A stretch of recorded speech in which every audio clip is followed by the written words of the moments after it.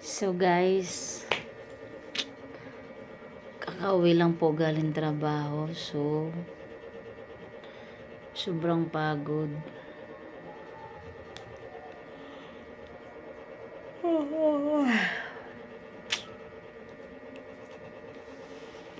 Pero masaya kasi kasama ko yung mga katrabaho ko. Init. So, isa lang. Taman chill, nagsulo.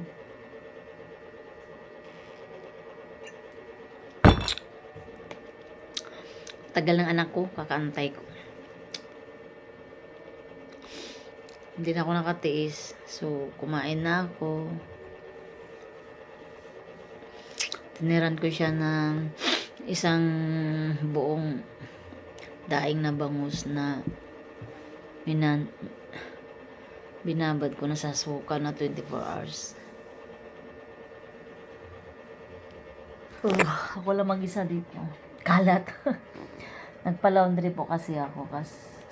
Nagpa-laundry ako kahapon. Ayan. Ang kalat guys. O, naghalo-halo na yung helmet ko.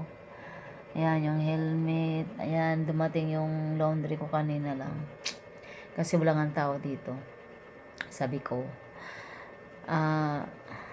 kahit anong sigaw mo dyan, hindi ka maririnig ng anak ko kasi tulog. Nandyan po sa kwarto na yan. Ayan. Kaya sabi ko, ihatid mo na lang ng 7:30. Wala nang time maglaba guys kasi inabot na ng katamaran. Pero ngayon mabahaba ang aking pahinga, so bukas maglalaba ako. Pagkatapos akit ako sa bubong. Lilinisin ko po yung mga dahon ng mangga doon. Tapos mamimitas na rin ako ng mangga. Sana mayroon akong hagdan magamit bukas. Ay nako. Ayan. Wala naman signal. Nanood ako ng pelikula guys. Ayan. Walang signal. Mahina po ang mahina ang dito SIM. Naka dito SIM po kasi ako. Sa dito SIM kasi guys, matipid ka na sa load. May 216 GB na siya, 1 month. Only call to all network na siya. Tapos meron namang 400, 300 kaso lang mahal, sayang. Sa gabi ko lang naman magagamit kasi nga umaga. Tapos yun lang, sa umaga sa shuttle magagamit mo yung load mo. Tapos pagdating sa trabaho wala na. Pag-uwi mo na naman, di ba? Tama na yung lang.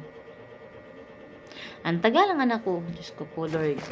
Diyos ko po Lord. Oh, ayan. Kakalinis ko lang nung Sabado guys.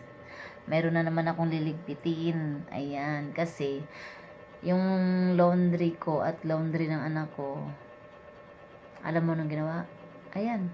Pinagkakalat. Wala talaga. So, magliligpit ako bukas. Pagkatapos maglaba. So, guys,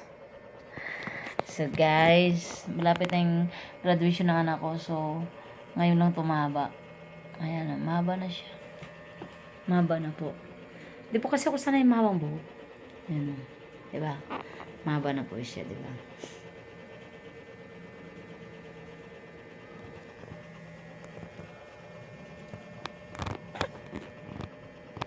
Ay, poke.